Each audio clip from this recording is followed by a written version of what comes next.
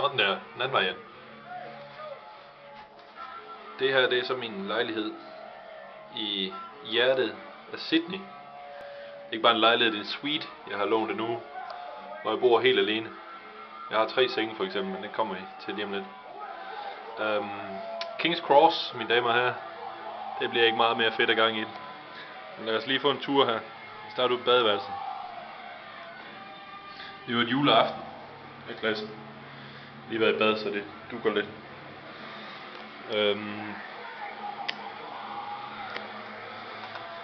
En dejlig øl her hedder 4X. Guld, der er guld i. Ikke guld.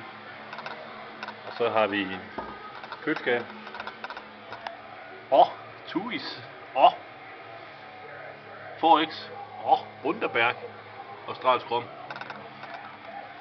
Lidt hold dig vågen øl. En single seng, som ikke bruger så meget. Dobbelt seng, som bruger pænt meget. Der er planen, at der er lige plads til et par stykker mere, hvis de forstår sådan en lille en. Vi har et natbord, hvor der er fucking The Dirt med Motley Crue. Og 3. eller 4. gang jeg læser den. Fucking awesome. Så har vi Motley Crues nye, som hedder Saints of Los Angeles. Sweet. Herovre har vi DVD, LCD, fjernsyn med noget Rob Flynn på lige nu. Der kommer der anden grej på i løbet af aftenen. Vi har noget fucking Phantom Ass, som helt sikkert skal høre. Så er der den fedeste dokumentar med GGL, som helt sikkert var det sygeste menneske, der nogensinde levede, men også ham, der har levet mest op til prædikatet rock'n'roll. Så har vi ellers ny Head Pige DVD, jeg lige har købt af. Den skulle være pænt fucking fed, så det glæder jeg mig til at se. Den her, den har jeg allerede set 40 gange. Den har jeg gået og ventet på i 3 år, den kom. Den er endelig kommet, og den lever op til fucking alt, altså. Det er så åndssvagt, så fed den er.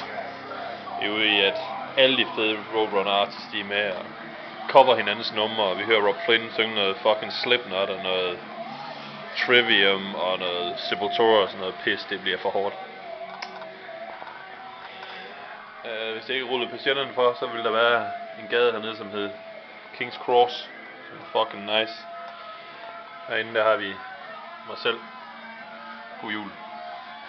Og Pringles med guacamole og spicy. Rød Aalborg. Courtesy of John Johnson. Fucking respekt. Så lige se hvor mange grader der er herinde. Jeg har sat den på 21. Sådan cirka hvor mange grader der er hernede. 45. Danmark er det minus 17.